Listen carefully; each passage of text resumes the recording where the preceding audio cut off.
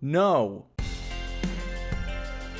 And that's what this video should look like, but I want to reach that sweet 10-minute mark, and also I have so many thoughts that I would like you to hear. And if you are already angry by my answer, I highly implore you to wait to leave a comment down there until the video is over, because I feel like there's gonna be some, hey, get back up, get back up here. I see you down there in the comment section. The comment section will still be there after the video's over. I promise. In college, I took a lot of post-production courses. One of those was editing comedy. In this class, the comedy professor told us that comedy can be boiled down to one word. That is hogwash, one student said. Absolute balderdash, said another. Does anyone want to buy some weed, said a third. It was a big city art school, it was okay there. But people, including myself, wondered what the hell is this one word that could possibly boil down all comedy? He said it boiled down to incongruity, expecting one thing to happen and then something else happens instead. That is the root of all comedy. And then I thought about that. All the way back to like the old Three Stooges slapstick days, people were like, pies are for eating, not throwing in faces. What? So you laugh when that happens. All the way up to the modern style of the mockumentary with shows like The Office and Parks and Rec. A government department and a paper company. These are supposed to be boring things, and yet outrageous things happen in these departments, but they're not supposed to, and that's why you laugh. And this can actually go for like most parody humor, because you've seen the version of something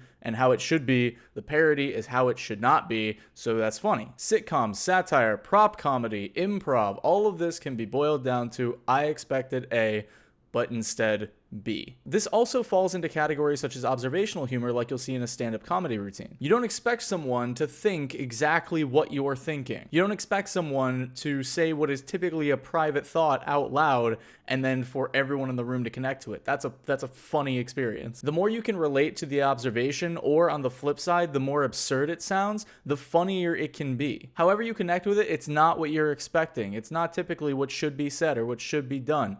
It's incongruent. Dark comedy is a hugely famous example of incongruity in comedy. You're not supposed to joke about things like death or war or drugs or terrorism or whatever. So for some people, it tickles that part of their brain and makes them laugh. Maybe it's a coping mechanism for people who have dealt with trauma dealing with those topics. Or maybe somebody grew up in a hyper-conservative environment where these things were never discussed. So hearing someone talk about them in such a public and funny light is hilarious to them, because it doesn't match up with what should be talked about, you know? Regardless of the reasoning, dark comedy, in my opinion, is at large harmless when it's done intelligently and responsibly, as is the case with all art. To elaborate on this point a little better, I'm going to go into two examples of edgy comedy, one that I think is done really well and one that I think is done irresponsibly. Louis C.K.'s bit about the N-word and Tim Minchin's song Prejudice. You can decide which one is probably going to be the responsible one. Now, in order to avoid copyright strikes and immediate demonetization,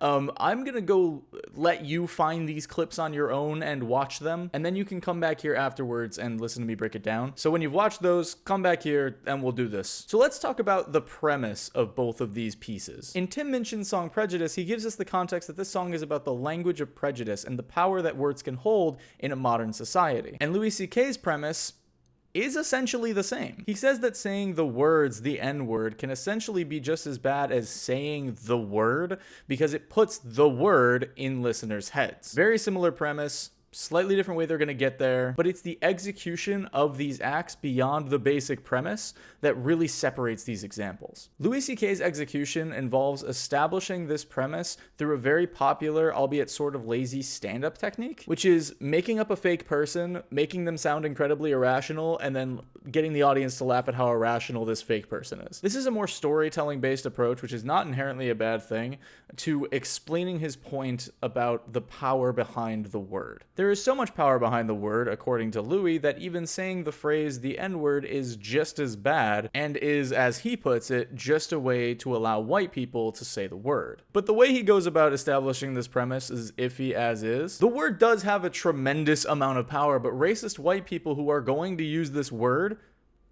are going to use the word. Louis C.K. uses the word in this stand-up routine, and it's still on YouTube. with hundreds of thousands of views. He's saying like, hey, if the white elitist censorship police can find a roundabout way of saying this slur, that's as bad as me saying the word, because you're putting it in my head. But then he says the word on stage multiple times and completely negates the actual point of his joke. And what this actually does is just make a lot of white people in the room just feel comfortable about saying the word, which I don't think is a good thing. Because it sounds like he's saying like, well, if you're gonna say the N-word, then you might as well just... you know. And then people hear the man with the microphone say the word that they're not supposed to say. It's incongruent, which can make it funny in its absurdity. But it's not the absurdity of him saying the word that's the joke. It's the absurdity of other people not just saying the word, or the substitute for the word being lackluster, which I think is sending a shitty and dangerous message, even from a dark humor perspective. But let's talk about Tim Minchin. Tim Minchin's execution involves him establishing his premise by kind of trying to lead the audience to believing he's gonna say the word, spelling it out of order by saying a couple of G's, an R and an E, an I and an N, and then revealing that the word he's spelling out of order is actually ginger and not, you know, incongruity. He sets up this premise for 2.5 minutes out of this almost 7-minute song, and also prefaces it with like context and comments about the real world issues behind the real word, saying things like, it's important that we all respect that if people should happen to choose to reclaim the word as their own, it doesn't mean the rest of you have the right to its use. Yeah. He spends a huge part of the song, and not just in the preface, in the actual funny part of the song. He spends parts of this song talking about how this word is used to abuse, oppress, and subdue people in the same song that he's using words like carrot top and bozo. All in all, this song has a lot of clever, well-written humor that makes you laugh your ass off and still get the point. Now, do I think that this is the only way to tell a joke? No. Do I think that every joke needs to be prefaced with what are essentially content warnings? No. Do I think it's possible to tell jokes about controversial topics without punching down or explicitly using the words that you want to comment on?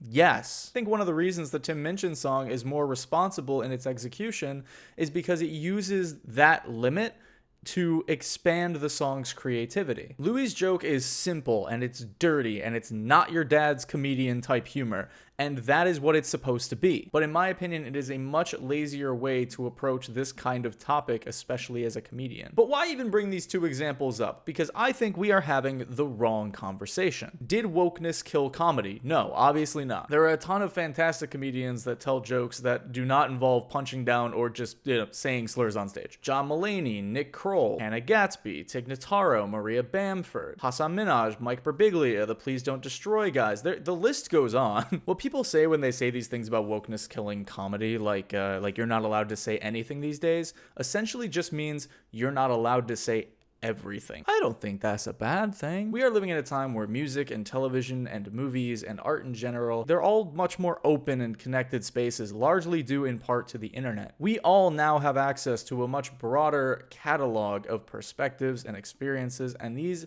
perspectives and experiences that haven't been heard from so much in the past are now hitting the mainstream, as they always should have been. I know a lot of you watching probably don't want to hear this, but for the longest time, all media was controlled and filtered by straight white men. I hear people use comedians like Eddie Murphy and Richard Pryor and their experiences being on primetime television and, their huge stand-up tours as examples of like, well, it's clearly not a matter of representation. It's a matter of the content, everyone's censored and you're scared to say anything. But what people fail to realize is that these comedians were controlled by executives and managers and other people in power who were largely straight white men. You hear a lot of people now saying like, well, I'm not going to cater to your sensibilities, but you had people that were catering to your sensibilities by filtering through people who could fill those primetime slots with jokes that would go against your sensibilities. The your in this context being straight white men. If you are a straight white man watching this video,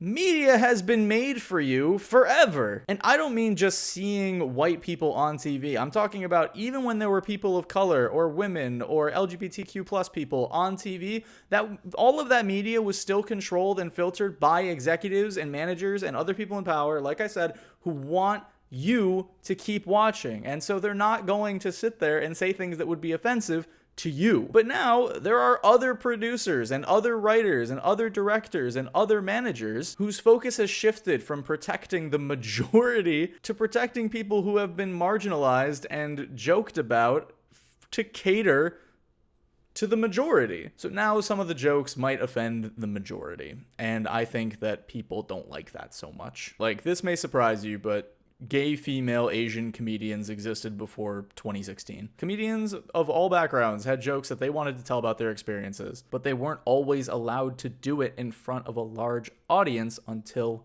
recently. Or when they did, it got the same reception from straight white dudes about social justice and about, being progressive, but there wasn't a huge collective brain dump like Twitter or Facebook for them to go and publicly complain about it. Richard Pryor talked in interviews about how capitalism promotes racism. He's talked in his stand-up bits about how black people are disproportionately targeted by the police. Everyone wants to talk about George Carlin's 7 words or his comments on political correctness, but nobody wants to talk about how the man hated war. He said it was just dick waving, how he wanted the government to create better social programs, how he said that America, from the Declaration of Independence to the Constitution to the Star-Spangled Banner, it's still nothing more than one steaming pile of red, white, and blue all-American bullshit. Even when he talked about political correctness, he wasn't saying that it wasn't good to, not discriminate against people or to respect other people. He said that he's not sure it's the best way to fight discrimination because the problems go deeper than speech. And I think that comedy and media at large is one of the ways that that problem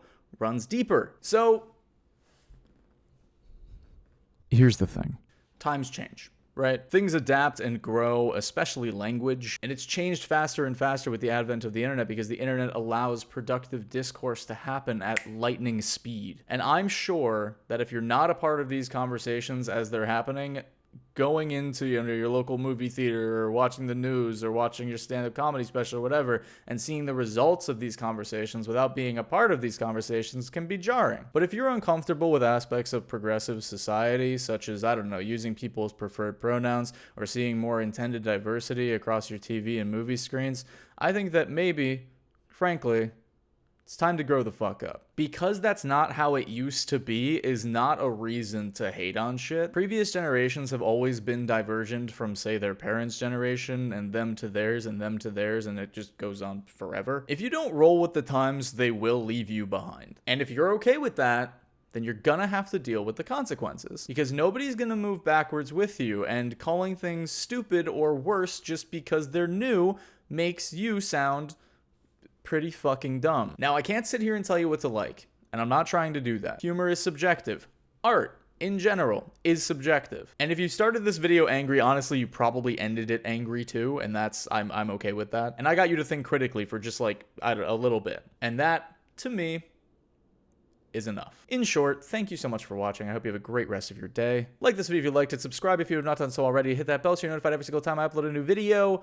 Love yourselves, be kind to yourselves, and I will see you all next time. Goodbye.